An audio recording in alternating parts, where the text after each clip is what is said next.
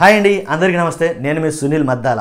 ఏంటంటే ఆల్రెడీ తెలుగుదేశం రెండో జాబితా కూడా అనౌన్స్ చేసిందండి. 34 సీట్లతోటి తెలుగుదేశం అనౌన్స్ చేసింది రెండో సీట్ కూడాను.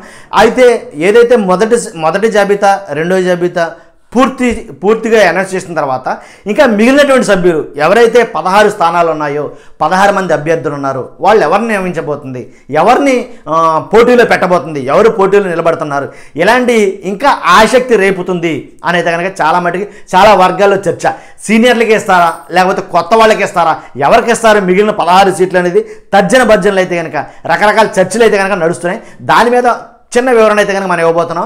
ఏంటంటే కనుక ఈ మిగిలిన ఈ టీడీపీలో ఇవ్వాల్సినటువంటి లేదా ఇంకా మిగిలినటువంటి 16 స్థానాలకి అభ్యర్థులను ఎవరు ఖరారు చేయబోతున్నారు, అసలు ఈ 16 స్థానాలు ఎవరు ఉండబోతున్నారు అనే ఆసక్తి అందరూ కూడా ఉంది. కాబట్టి మనం ఈ వీడియో చేయబోతున్నాం. చూస్తున్నా మీరు అందరూ కూడా ఫస్ట్ చూడగానే లైక్ అయితే చేయండి. ఈ వీడియో చాలా మందికి చేరాలంటే మీరు లైక్ చేయడం చాలా ఇంపార్టెంట్. మర్చిపోద్దండి, మన ఛానల్ టార్గెట్ 1,00,000 మంది సబ్స్క్రైబర్లు.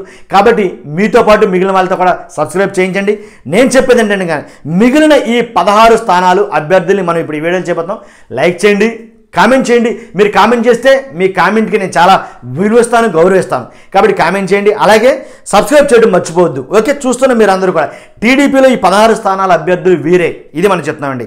ఎవరెవరు అంటే కనుక ఎచ్చెర్ల నుండి కళా వెంకట్రావు, శ్రీకాకుళం జిల్లా పలాస నుంచి గౌతు శిరీష పేరు ప్రకటించలేదు ఇంకా, కానీ ప్రకటించాల్సిందే. ఫస్ట్ లిస్టులో ప్రకటిస్తారనుకున్నారు, ప్రకటించలేదు.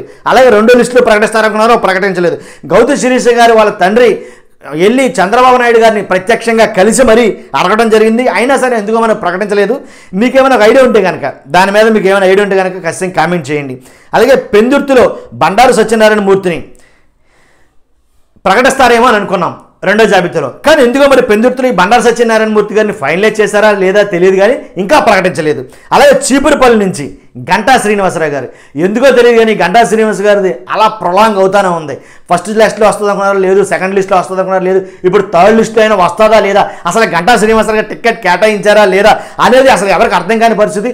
ఎందుకని ఇంకా అయోమయంగా ఉంచుతున్నారు, ఎందుకని మబ్బు వెళ్తున్నారు అనేది చాలామంది ప్రజలు మాట్లాడుకున్న మాట. ఎందుకంటే ఆల్రెడీ రేపో ఎల్లుండో నాకు తెలిసి ఎలక్షన్ కోడ్ కూడా అమలైపోతుంది. కాబట్టి ఇలాంటి టైంలో కూడా ఇంకా అలా ఉంచడం ఎందుకని, ఆ కన్ఫ్యూజన్లో పెట్టడం కార్యకర్తలు ఎందుకని నాకు అర్థం కాల. కాబట్టి చీపురుపల్లి నుంచి గంటా శ్రీనివాసరావు గారిని దింపుతారా లేదా అనేది కొంచెం సందిగ్ధంలో ఉంది. ఇంకా అది కూడా తర్వాత కృష్ణా జిల్లాను చూసుకుంటే ఉమ్మడి కృష్ణా జిల్లా చూసుకున్నట్లయితే కనుక పెనమలూరు నుంచి దేవినేని ఉమ్మకిస్తారా, లేక ఇంకోటి ఉంది మైలవరం నుంచి వసంత కృష్ణప్రసాద్కి ఇస్తారా. అసలు వసంత కృష్ణప్రసాద్కి ఇచ్చేసిన బలమైతే కనుక సెకండ్ లిస్టులో వచ్చేయాలి కదా. సెకండ్ లిస్టులో రాలేదంటే ఏంటి, మళ్ళీ అక్కడ ఏమైనా మార్పులు చేర్పులు ఉన్నాయా?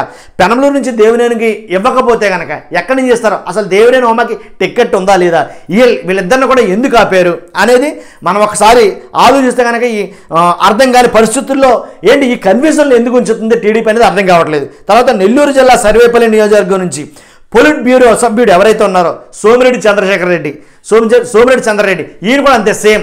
ఏంటంటే ఫస్ట్ లిస్టులో రాలా, సెకండ్ లిస్టులో రాలా, సీనియర్ పొలిటీషియన్ పైగాను పొలిట్ బ్యూరో సభ్యుడు. ఇలాంటి వాళ్ళకే ఏంటి ఈ కన్ఫ్యూజన్ ఏంటి, అసలు ఎందుకు నడుస్తుంది అనేది ఎవరికి అర్థం కాని పరిస్థితి.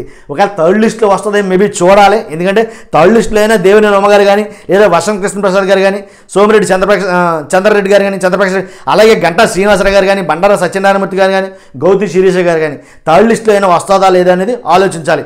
ఉమ్మడి గుంటూరు జిల్లాలో నరసరావుపేటలో చూసుకున్నట్లే కనుక ప్రస్తుతం ఇన్ఛార్జిగా ఉన్న డాక్టర్ అరవింద బాబు, కానీ ఆయన్నే ఉంచుతారా లేక ఆయన పేరు కూడా ఎందుకు ప్రకటించలేదు, ఉంచకపోతే అసలు ఈ డాక్టర్ అరవింద్ బాబు కన్ఫర్మ్ అని అయితే అనుకున్నారు గుంటూరు జిల్లా నరసరావుపేటలో. ఎందుకంటే ఇన్ఛార్జిగా ఉన్నప్పుడు ఇన్ఛార్జ్ ఆయనే సరి కాబట్టి ఆయనే కన్ఫర్మ్ అనుకున్నారు. కన్ఫర్మ్ అయిన కూడా పేరు కూడా ఎందుకు ప్రకటించలేదు అనేది అర్థం కాదు. ఒకవేళ బీజేపీ అడగబోయే స్థానాలు ఇవి ఏమైనా ఉన్నాయా, అందు గురించే ప్రకటించలేదా అనేది అయితే కనుక చాలామంది మాట్లాడుకున్నారు. కాబట్టి ఈ కన్ఫ్యూజన్లకి ఈ 16 సీట్లకి తెర తొలగేది ఎప్పుడు, ఈ 16 సీట్లని ఎలా డిసైడ్ చేస్తారో, సీనియర్లు పక్కన పెట్టేస్తారా, కొత్త వాళ్ళకి అవకాశాలు ఇస్తారా, ఏం జరుగుతుంది అనేది 3 లిస్ట్ వచ్చే వరకు ఆగాలి. కాబట్టి వీళ్ళైతే కనుక మన ఐడియాలో ఉన్న వాళ్ళ పేర్లు మాత్రం నేనైతే చెప్పగలిగాను. ఇదండి విషయం. కాబట్టి ఈ ఇన్ఫర్మేషన్ మీకు పాస్ చేద్దామని నేను ఈ వీడియో చేయడం జరిగింది. చూస్తున్న మీరు అందరూ కూడా జనరల్ ఇన్ఫర్మేషన్, మనకు అవసరమైన ఇన్ఫర్మేషన్ వస్తుంది. రాజకీయ విశ్లేషణ తగ్గట్టుగానే ఉంటుంది, రాజకీయ విశ్లేషణ జెన్యూన్గా చేస్తున్నాడు అది మీకు అనిపిస్తే కనుక 100% నన్ను సబ్స్క్రైబ్ చేయడం మాత్రం మర్చిపోవద్దు. ఎందుకంటే సబ్స్క్రిప్షన్ 1,00,000 మన టార్గెట్. కాబట్టి ఇప్పుడు వరకు సబ్స్క్రైబ్ చేసినటువంటి 18,000 మందికి నిజంగా కృతజ్ఞతలు తెలియజేస్తున్నాను. థ్యాంక్ యూ, హార్ట్ఫుల్గా థ్యాంక్స్ చెప్తున్నాను. ఎందుకంటే నన్ను నా వాయిస్ని మెచ్చి నచ్చి 18,000 మంది సబ్స్క్రైబ్ చేశారంటే మామూలు విషయం కాదు. అదే నాకు పెద్ద అచీవ్మెంట్గా భావిస్తున్నాను.